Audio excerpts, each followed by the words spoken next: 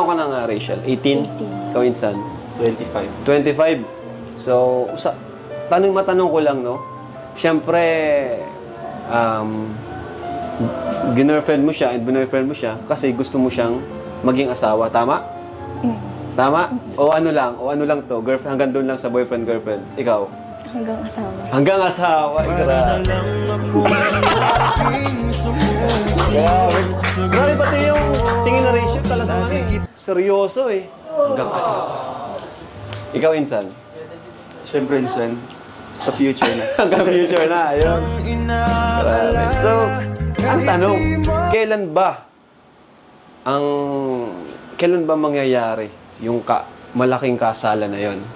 Grabe, malaking bigla. Di mo pa lang, ano na eh, bongga na eh. So, kailan na mangyayari yun? Sa tingin nyo, kasi 18 na si Rachel, ikaw 24, sa tingin nyo, mga ilang taon kayo?